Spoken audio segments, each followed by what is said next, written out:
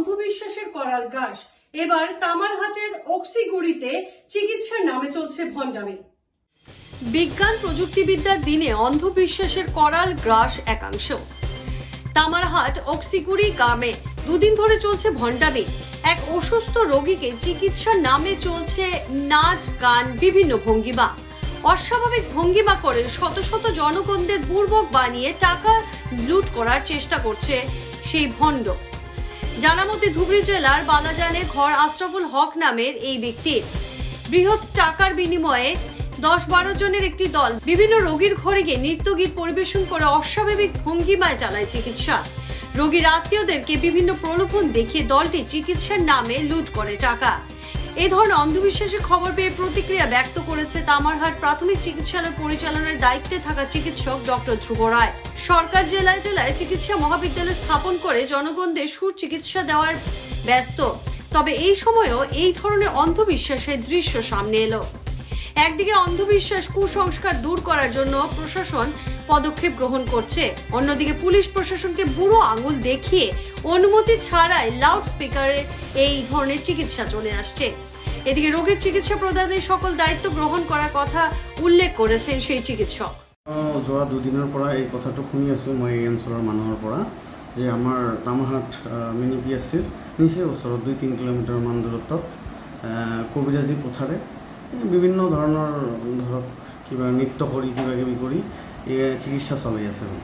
তো এইটো ফাৰ্ষ্ট বহুত দুখজনক কথা শুনি মোৰ বহুত বেয়া লাগিল যে আজিৰ দিনত চিকিৎসা বিজ্ঞান ইমান উন্নত মানৰ হৈছে আৰু সেইটো দিনত যদি আমি এইবিলাক ধৰক আমাৰ ইয়াত তামাৰহাট মিনি PHC আছে, আমাৰ ধুবুৰী মেডিকেল কলেজ আছে, তো বিভিন্ন হস্পিটেল আছে আৰু যেটো সময়ত দেখা গৈছে যে আমাৰ শ্ৰদ্ধাৰ মুখ্যমন্ত্ৰী ডাঙৰীয়াই প্ৰত্যেকখন জিলাতে এখন নতুনকৈ মেডিকেল কলেজ খুলি আছে।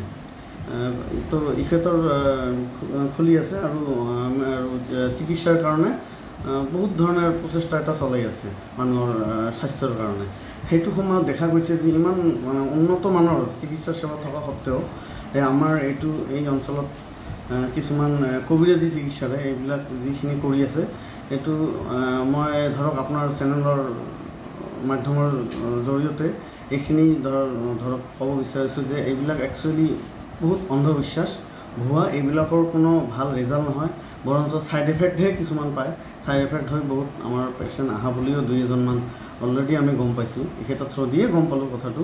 তো মোৰ এইটোৱে অনুৰোধ থাকিল যে আমাৰ ধৰক আপোনাৰ থ্ৰু দিয়ে হওক, আপোনাৰ থ্ৰু দিয়ে ধৰক আপুনিয়ে হওক বা আমাৰ যিখিনি আমাৰ ধৰক শিক্ষিত মানুহ আছে, এইখিনি মানুহে যাতে আমাৰ সমাজে যিখিনি মানুহে আজিৰ দিনত এই অন্ধবিশ্বাস, এই ভুৱা বস্তুখিনিৰ ওপৰত বিশ্বাস কৰি নিজৰ এটা জীৱনক লৈ মানে হেতালি খেলি আছে, এইখিনি একদম বন্ধ কৰক। আৰু মোৰ প্ৰশাসনৰ ওপৰতো এইটো অনুৰোধ থাকিল যাতে অতি সোনকালে এইখিনি বন্ধ কৰি দিয়ে আৰু প্ৰত্যেকজন মানুহে যাতে সুস্বাস্থ্যৱান হৈ থাকে, এইখিনিয়ে মোৰ কামনা থাকে।